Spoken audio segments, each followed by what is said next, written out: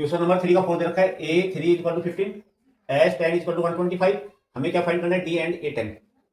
तो हमें यहाँ पर A भी दे रखा है, तो इन दोनों को सोल्व करके हमें किसकी वैल्यू निकालना है यहाँ पर D और A10 की। तो सबसे पहले हमें यहाँ पर क्या दे रखा है, A3 इक्वल टू क्या दे रखा है आपकी 15, और A3 को हम क्या लिख सकते हैं यहाँ पर A प्लस में 2D इक्वल टू क्या आएगा आपकी 15। ये तो क्या आएगी आपकी इक्वेशन फर्स्ट।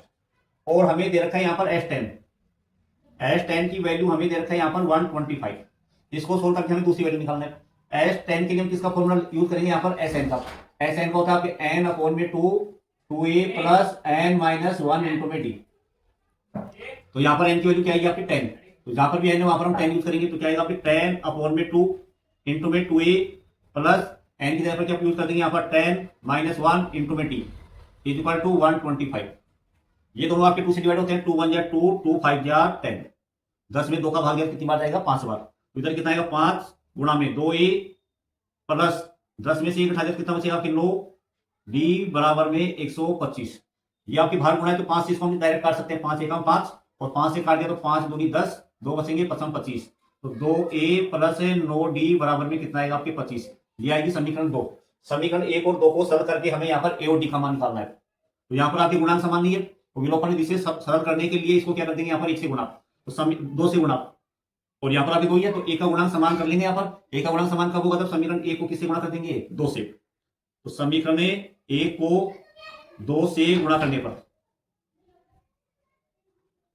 तो 2 से गुणा करेंगे तो क्या आएगा आपके 2a प्लस में 4d बराबर में 15 दूनी 30। और ये आपकी दे रखी सेकंड, इसको इसके नीचे लिख देंगे 2a प्लस 9d बराबर में कितना आएगा आपके 25। एक का गुणांक समान है तो हम क्या कर देंगे यहाँ पर घटा देंगे, तो घटाने पर घटाएंगे तो नीचे के चिन्ह बदल जाएंगे आपके, माइनस ये माइनस और ये माइनस, ये कट जाएगा क्योंकि ये प्लस का और ये माइनस का। 4d में से 9d घटा दिया तो कितना बचेगा आपकी माइनस के 5d, और 30 में से 25 घटा दिया तो 5d का मान निकालेंगे यहाँ पर। तो 5 में किसका भाग दे देंगे, -5 का, तो क्या आएगा आपकी माइनस का 1। d का मान किस में रख देंगे, समीकरण 1 में। तो d का मान समीकरण 1 में रखने पर, तो 1 में रखिएगा तो क्या आएगा आपके यहाँ पर a प्लस 2 इंटू में माइनस का 1 बराबर में 15। 2 को माइनस 1 से गुणा किया तो क्या आएगा आपके माइनस का 2, -2 को इधर ले आएंगे तो किसका हो जाएगा आपके प्लस के 2। 15 और 2 कितने हो जाएंगे आपके 17। तो a का मान कितना आ गया आपके 17। अब a का मान भी आ गया, d का मान भी आ गया, तो d का मान तो हमें चाहिए था, d का मान तो कितना आ गया माइनस का 1। अब हमें क्या चाहिए यहाँ पर a10, और a10 किसके बराबर आएगा आपके a प्लस में 9d के। यहाँ पर a और d का मान रख देंगे, a का मान 17 है प्लस 9, d का मान दे रखा है माइनस का 1। तो 17 प्लस 9 को माइनस 1 से मल्टीप्लाई किया तो माइनस का 9, 17 में से 9 को उठा दिया तो कितना बचेगा आपके यहाँ पर 8। तो a10 का मान कितना आएगा आपके 8।